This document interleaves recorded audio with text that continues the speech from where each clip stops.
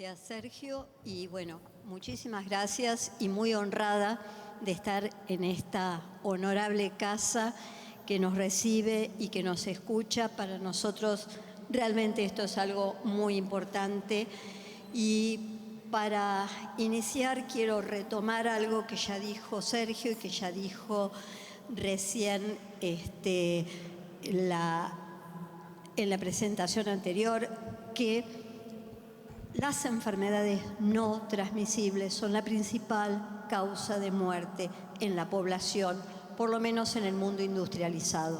Las infecciones dejaron de ser la principal causa de muerte, las no transmisibles son la primera causa de muerte y de discapacidad y de pérdida de años de vida activa.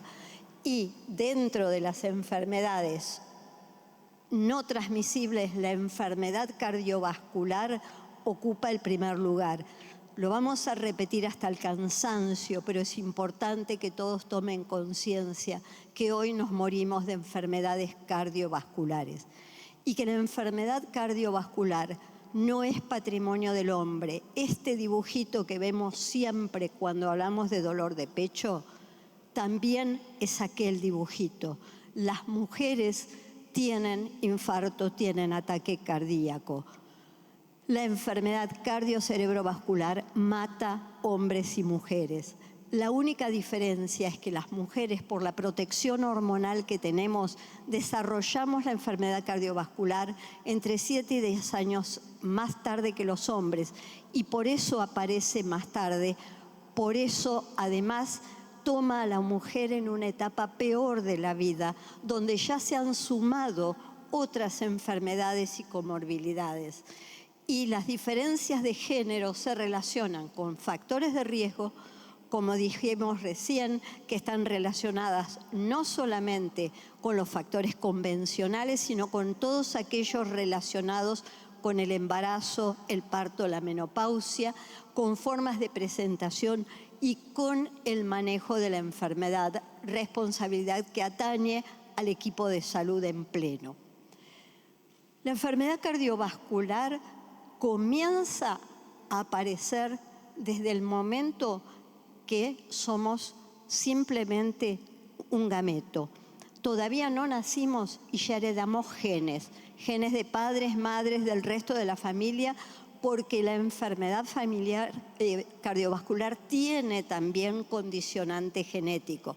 Todos aquellos que tuvieron padre, madre, hermanos, tíos directos con enfermedad cardiovascular en etapas tempranas de la vida, que tuvieron un infarto, que tuvieron una cirugía cardíaca, que tuvieron un stent, tienen que estar mucho más alertas porque tienen una genética que los condiciona. Pero después, a medida que transcurre nuestra vida, nuestro sexo con las hormonas condiciona funciones y nuestro género también condiciona la evolución, porque no es solo sexo genético al nacer, es todo lo epigenético, lo que nos rodea, que va a condicionar nuestras actitudes y eso nos predispone diferente a la enfermedad cardiovascular. Aunque parezca mentira, por ejemplo, los conocimientos, los valores, las actitudes ya condicionan nuestra forma de vida. La educación. Históricamente, la mujer fue educada como cuidadora. Cuida a los hijos, cuida al esposo, cuida a los padres, cuida a los abuelos, cuida a otro. Está para cuidar a terceros y no a sí misma.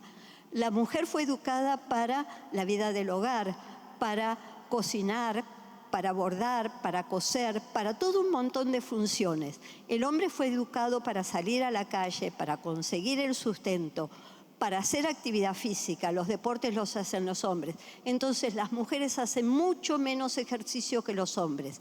Las mujeres están menos adaptadas a la lucha laboral externa y el estrés es mayor. Y a su vez, históricamente, el hombre creyó que lo que era exterior, por una cuestión de educación, le correspondía y que ese no era un lugar para la mujer. Y muchas veces mujeres con grandes capacidades se autolimitan y se ponen el techo de cristal, porque creen que no pueden ocupar el mismo lugar que un hombre, y cuando lo ocupan sufren estrés. Entonces todo esto va a condicionar muchísimo a la mujer, y hay sociedades todavía mucho más primitivas en conceptos, que esto es mucho más marcado y significa estrés para la mujer. Y como decíamos, están las hormonas, está el estrés, están los condicionantes, está el embarazo, que van a actuar todos sobre toda esa capa que hay dentro de nuestros vasos sanguíneos que le llamamos endotelio, que es una capa totalmente delicada, pulida, suave, por donde circula la sangre sin tener ningún tipo de alteración que se manifiesta. No es un tejido muerto, es un tejido vivo que sufre los embates de las hormonas y sufre los embates de los factores de riesgo, la hipertensión, la dislipidemia, la diabetes, y sufre los embates del estrés. Y hay oportunidades en la vida muy importantes, como el embarazo, por ejemplo, que es un estrés máximo, no es un estado de bienestar para el organismo. Podrá ser emocionalmente hermoso, pero para el organismo es un desafío. Y ese momento muchas veces lo muestra ese desafío y esa anomalía con diabetes en el embarazo, con hipertensión en el embarazo, con preeclampsia, con fetos prematuros, con fetos muertos, que nos están diciendo ya en etapas jóvenes de la vida, este endotelio, estas paredes arteriales están más enfermas que las de otros. Y esas son ventanas de oportunidad para detectarlas muy precozmente, prevenir el desarrollo de la enfermedad cardiovascular. Y otro momento clave en la vida de la mujer es la menopausia, porque se acaba la protección de las hormonas femeninas, se producen cambios metabólicos muy importantes. La mujer pierde los estrógenos que nos protegen de la enfermedad cardiovascular y entonces aumenta el perímetro de cintura. ¿Qué quiere decir eso? ¿Es estético? No, es grasa activa que libera permanentemente productos inflamatorios que dañan las arterias. Aumentan los triglicéridos, baja el colesterol bueno, ese HDL que le decimos colesterol bueno, que saca de las paredes arteriales los depósitos de colesterol, baja, pierde capacidad de ser barredor, sube la presión arterial, aumenta la glucemia, o sea, un momento crítico en nuestra vida. Y por eso hoy hay guías de prevención cardiovascular en la mujer específicas que toman en cuenta los factores de riesgo tradicionales que compartimos hombres y mujeres, los factores de riesgo ligados al embarazo, los factores hormonales, pero que tienen en cuenta dos aspectos muy importantes, que son los determinantes sociales, porque las mujeres tienen condiciones sociales muchas veces peores que los hombres, porque laboralmente perciben menores ingresos para iguales trabajos que los hombres y eso condiciona peor acceso a la salud, y todos los factores psicosociales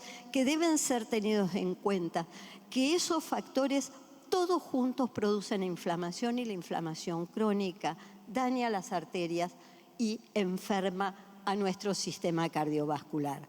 Por eso, desde la predisposición genética y a lo largo de la vida de la mujer, hay muchos momentos de oportunidad para prevenir la enfermedad cardiovascular. Las mujeres, como decíamos, desarrollamos la enfermedad cardiovascular más tarde que los hombres. Y siempre se dice que el dolor de pecho en la mujer es atípico. En realidad esto tiene que ver con una razón. Hay un tal Everdeen que hace más de 200 años describió la angina de pecho. En esa época las mujeres se morían a los 30 años, 35 años en el parto por complicaciones del embarazo. Nunca llegaban a la menopausia, jamás llegaban a la enfermedad cardiovascular. Entonces, ¿el dolor era típico, el de las mujeres? No, las mujeres no llegaban. Hoy llegan, tenemos algunas características diferentes, pero todos tenemos que empezar a conocerlas. Porque además tenemos características. La mujer no es la fotocopia del hombre con pollera. Así como aprendimos con los años que los niños para la medicina no eran adultos enanos, sino que tenían otras enfermedades y que había que hacer una especialidad. Las mujeres no son una fotocopia del hombre. Que tengamos que tener todos igualdad de oportunidades no quiere decir que seamos todos idénticos. Y entonces los desencadenantes del evento coronario varían en la mujer y en el hombre. En el hombre es más frecuente el esfuerzo físico como desencadenante de un evento coronario. En la mujer, el estrés emocional. Una situación emotiva desencadena más frecuentemente un infarto en la mujer que el esfuerzo físico. Los mecanismos del evento coronario son distintos, porque en la mujer, recién en las últimas etapas de la vida, después de los 65 o 70 años, empieza a tener la misma característica, la obstrucción de la arteria. Las mujeres tenemos mucha más carga de disfunción de las arterias que hacen que se produzcan eventos coronarios sin que haya una arteria tapada. Porque no solo las arterias tapadas son las que están enfermas. Y como decíamos, la definición de angina típica deriva de un análisis de población masculina que poco a poco estamos tratando de revertir. A medida que la mujer envejece, los síntomas son más parecidos a los de los hombres. ¿Por qué? Porque el mecanismo que provoca la enfermedad pasa a ser más parecido al del hombre. Pero no quiere decir que antes no nos moramos también por eventos cardiovasculares. ¿Y qué pasa cuando la mujer se infarta? El infarto de miocardio es más frecuente en el hombre que en la mujer, pero fíjense que cuando una mujer joven se infarta, la mortalidad es muchísimo más alta que la del hombre y recién se equiparan después de los 70, 75 años. Una mujer con un infarto tiene más riesgo de morirse en ese evento que los hombres. Y siempre decimos, cuando alguien tiene dolor de pecho, tiene que consultar en forma inmediata. ¿Por qué? Porque hoy existen métodos para desobstruir la arteria, que vuelva a circular sangre, que esa sangre llegue al músculo y que el infarto se reduzca muchísimo si lo hacemos precozmente. Nuestra ventana de oro son 6 horas desde el comienzo de los síntomas. Y si lo hacemos en la primera hora, mucho mejor, porque el infarto va a ser muy chiquito, la mortalidad muy baja y la calidad de vida muy alta. Pero fíjense qué pasa en los registros internacionales del primer mundo. Una de las causas para que una persona que llega con un infarto no sea tratada adecuadamente es el ser mujer. Y ahí viene parte de nuestra responsabilidad como comunidad médica.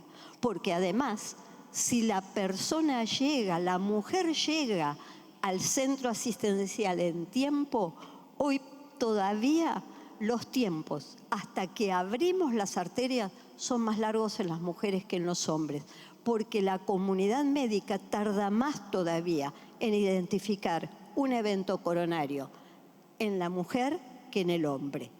Y cuando le hacemos una angioplastia a esa arteria, la abrimos con un catéter, le ponemos un stent para que la sangre vuelva a circular, las mujeres tenemos más complicaciones que los hombres en esos procedimientos.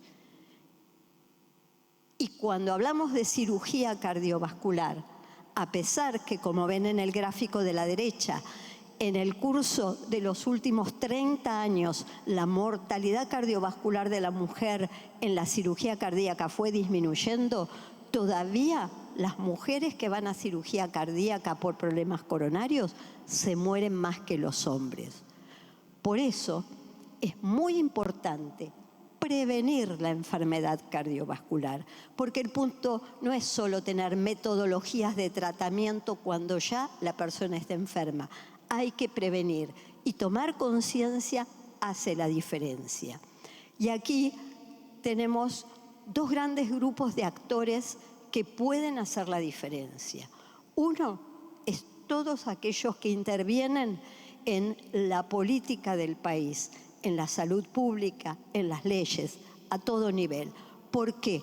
porque hay que lograr condiciones de equidad para que la mujer tenga asistencia médica, porque hay que dar directivas claras para la formación médica, porque hay que generar conciencia de enfermedad, porque hay que darle todas las herramientas a esas mujeres para tener la misma asistencia que le damos a los hombres.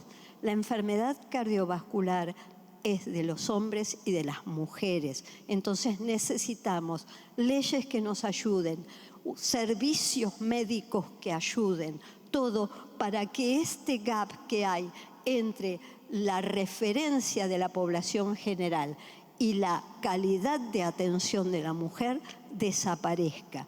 Y por eso instamos a tener leyes que protejan a las mujeres y que obliguen a la población en general a prestar atención a la salud cardiovascular. Como dijo Lucía, dejamos de fumar muchísimo porque hay leyes que lo ayudan y que lo apoyan.